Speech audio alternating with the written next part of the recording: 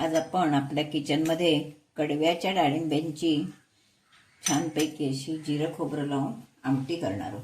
त्याच्यासाठी आधी मी पहिल्यांदा तुम्हाला जिरं खोबरं भाजून दाखवते। त्याच्यावरच खोबरं घालते।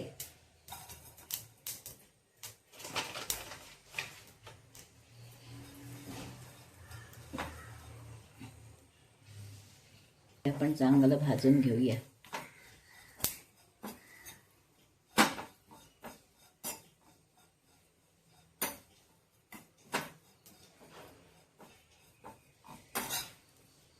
खूप सुंदर याचा वास येतो आणि छान लागतं। पूर्वी आम्ही चुलीमध्ये हा तुकडा खोबऱ्याचा तुकडा घ्यायचा, तो चुलीवर भाजायचा, नाही चुलीत निखाऱ्यात भाजायचा आणि नंतर तो तुकडा खोबऱ्याचा तुकडा आम्ही पाट्यावर ठेचून वाटून अशी ही आमटी करत असतो आणि त्याला खूपच चव यायची, एकदम छान।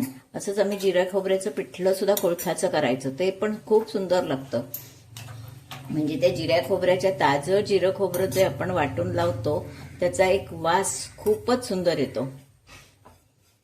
आपलं हे आता खोबरं आणि जिरं आपण भाजून घेतलंय। आपण इथे मी पातेली गरम होत ठेवली आहे, त्यामध्ये तेल घालणार आहोत। आपण या पातेलीत तेल गरम होत ठेवणार आहोत। एकदम सुंदर चवीची आता ही कडव्याच्या डाळिंब्या आहेत। आता डाळिंब्यात सुद्धा दोन प्रकार असतात, कडव्याच्या डाळिंब्या आणि वरण्याच्या डाळिंब्या। वरणे पांढरे असतात, कडवे तांबडे असतात। मी तुम्हाला हे सगळं दाखवलेलं आहे। ही डाळिंबी आपण बऱ्यापैकी कुकरवर शिजवून घेतलेली आहे आणि फोडणीला टाकून ती जरा शिजवून घ्यायची आणखी हवी असेल तर, पण अगदी नाही तर ती गरगट होतं त्याचं आणि मग ते छान लागत नाही। हे बघा छान शिजलेली आहे, सुंदर।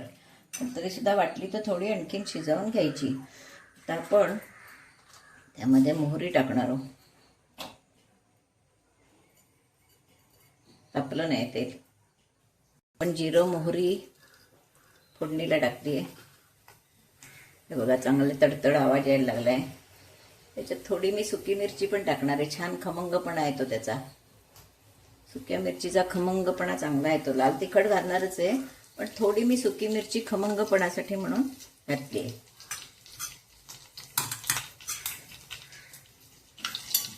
हे परतून घेऊया। सुकी मिरची तळली की त्याच्यावर आपण आता फोडणी टाकणार आहोत।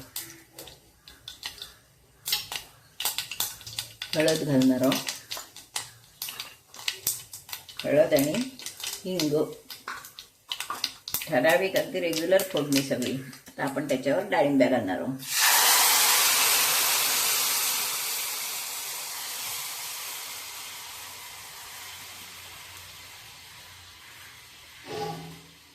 डाळिंब्या थोड्या मी शिजू देणार आहे, चांगल्या अगदी गरगट नाही पण थोड्या शिजवणार आहे। शिजलेले आहेत। आता आपण याच्यात साहित्य घालणार आहोत। मीठ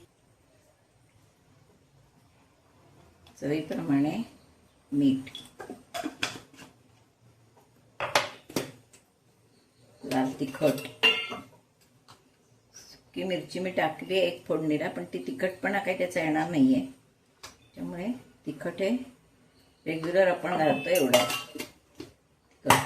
त्यानंतर हे जे मी जिरं आणि खोबरं भाजून घेतलं होतं ते घालते। मेन आजच्या आमटीतलं जिरं खोबरं हे मेन आहे, जिऱ्या खोबऱ्याची आमटी।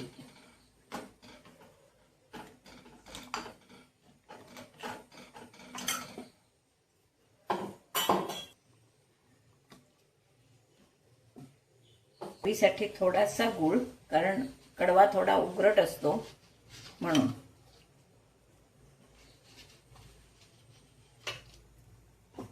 आणि आंबट चिंच घाला किंवा आमसूल घाला, काही घाला, पण हवं त्याची चव एक फार येते, सुंदर आंबटपणा। चिंच घातली मी, थोडीशीच घातली कारण चांगली आहे चिंच, एकदम आंबट अशी। आता आपण खोबरं कोथिंबीर घातली की आपली आमटी तयार। आपण खोबरं घातलंय त्याच्यात, थोडं अगदी। खोबरं खरं घालायची जरूर नाही, पण मी रोजच्या सवयीप्रमाणे घातलंय थोडं, कारण सुकं खोबरं आपण घातलंय। कोथिंबीर त्याची सुद्धा खरी जरूर नाही, अगदी रोजच्या सवयीप्रमाणे मी घातलंय, पण जिऱ्या खोबऱ्याचाच याला मेन वास जिरं खोबरं।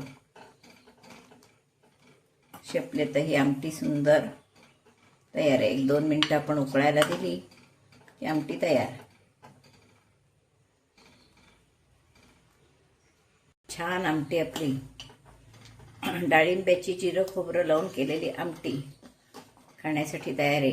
भाकरीबरोबर, पोळीबरोबर, भाताबरोबर अगदी कशीही खा. खूप चवीची आणि सुंदर. बरं, डाळिंब्या या पथ्यालाही चालतात. किती सुंदर आमटी झाली आहे बघा. खरं ओल्या खोबऱ्याची, कोथिंबिरीची काहीही जरूर नाही आहे, कारण आपण सुकं खोबरं त्याच्यात घातलंय. पण मी रोजच्या सवयीप्रमाणे त्याच्यात घातलंय. वाईट लागत नाही, पण जरूर नाही. अशी आपली सुंदर आमटी खाण्यासाठी तयार आहे. अशी ही कडव्याच्या डाळिंब्यांची आमटी खाण्यासाठी तयार आहे. यापूर्वी मी तुम्हाला डाळिंब्यांचे प्रकार बरेच दाखवलेले आहेत. आमटीसुद्धा दाखवलेली आहे. विविध भाज्यामध्ये घालून सुद्धा दाखवलेली आहे. तर ह्या हे तांबडे कडवे आणि पांढरे असतात ते वरणे. अशी आता ही मी आमटी केलेली आहे. तुम्ही ही आमटी नक्की बघा करून, आणि आवडली तर. आता श्रावण महिन्यात कडवे बरीच जण खातात. अगदी श्रावण महिन्यात उपासाला प्रत्येकाच्या घरात कडवे असतात, सोमवारी वगैरे. तर नक्की आमटी करून बघा अशी. आणि आवडली तर लाईक, शेअर, सबस्क्राईब करायला विसरू नका. धन्यवाद.